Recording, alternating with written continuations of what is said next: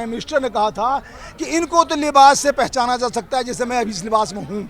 Bulldozer किसी भी constitution में, संविधान में या कानून में लिखा है किसी घर पे जाओ और बुलडोज कर दो उसके घर को, और वो बुलडोज सिर्फ मुसलमान के घरों पे क्यों? हिंदू का लिबादा और लिबास पहन करके अपने आप को सो कॉल्ड हिंदू कह करके वो दंगाई हैं, मुसलमानों के दुश्मन हैं, इस देश के दुश्मन हैं। जिस राज्य का, जिस सूबे का चीफ मिनिस्टर ही ऐसी जबान बोल रहा हो कि मैं मिट्टी में मिला दूंगा, मैं अभी आपने जो कहा है कि जो बटोगे तो कटोगे, तो जब उसकी जहनियत ही ऐसी होगी तो करतूत से ज्यादा होंगे। अहिंसा, समझे ना, ये चीजें सिखाई जाती हैं और उसमें उनमें है, और जो उसको फॉलो करता है वो पक्का और सच्चा हिंदू है। हिंदू में सिखाया जाता है, ये हिंदू नहीं। हाँ, ये भी कहा आपने। मैं वो कह रहा हूँ, ये वो लोग हैं जो हिंदू को अपने आप सो कॉल्ड कहते हैं, हिंदू का लिबादा और लिबास पहन करके अपने आप को सो कॉल्ड हिंदू कह करके वो दंगाई हैं, मुसलमानों के दुश्मन हैं, इस देश के दुश्मन हैं।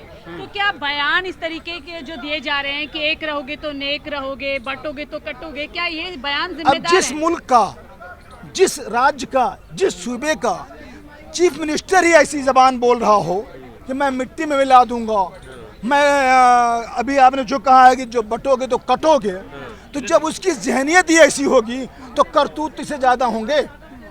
भाई आज कोई एमएलए एमपी ले लीजिए, बगैर एक मिनट मैडम, कोई भी एमपी और एमएलए लीजिए, उसके 10 गुंडे जरूर होंगे जो जान पर खेल जाएंगे, हर एक के। वो तो भाई सूबे का चीफ मिनिस्टर है, हर जगह ठाकुर मिलेगा, चाहे एसएसपी हो, चाहे एसपी हो, चाहे डीएम हो, चाहे चेयरमैन हो किसी भी ऑर्गेनाइजेशन का, हर जगह आपको ठाकुर मिलेगा।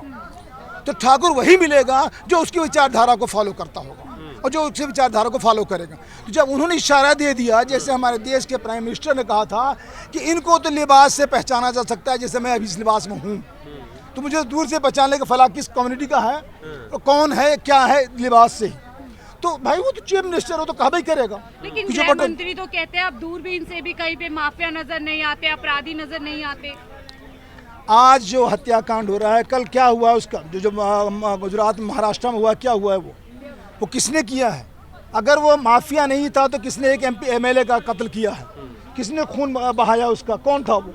क्या आप नहीं जानती? पर जैसा अभी आपने कहा ना कि अगर कार्रवाई करनी चाहिए, अभी उत्तर प्रदेश के सीएम कार्रवाई करेंगे तो आप फिर बाहर आ जाएंगे कि देखो हमारे घरों को ढाया जा रहा है, हम पे ही कार्रवाई हो रही है, फिर उस पर भी सवाल। मैं अगर बात कहूँ, पहली बात तो चीफ मिनिस्टर कोई अदालत नहीं है, कोई कानून नहीं है। चीफ मिनिस्टर के भी आज बने हैं तो वो संविधान के तहत, संविधान की कसम खाकर बने हैं। तो संविधान की जब उन्होंने शपथ ली है तो संविधान के दायरे में रहकर काम करें। बुलडोजर किसी भी कॉन्स्टिट्यूशन में, संविधान में या कानून में लिखा है किसी घर पे जाओ और बुलडोज कर दो उसके घर को, बगैर फैसला के, बगैर इजाज़त के, बगैर रिपोर्ट के, बगैर जांच के, बगैर किसी भी चीज़ के लिए।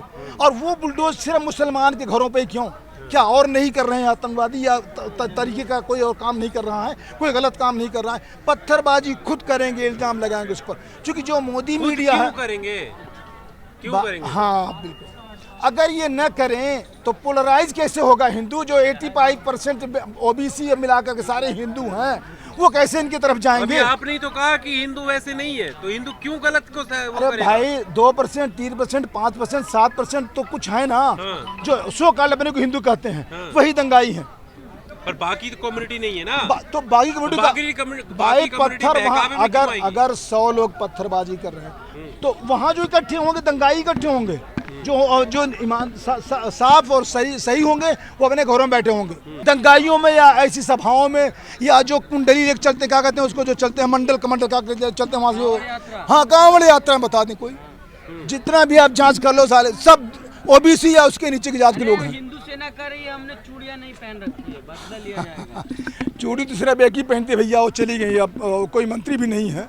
चूड़ी तो वही पहनती ना, वो चूड़ियाँ अपनी भेजती भी थी सब जगह। अब हम तो वो नहीं, हम तो छोटा आदमी ऐसे इंसान है, समझे नहीं? उस इंसान की इंसानियत में हम बात कर रहे हैं, देश की संप्रभुता और देश के रठा दिया जाएगा। संविधान भूल रहे हैं लोग। 100% इसमें कोई शक नहीं है।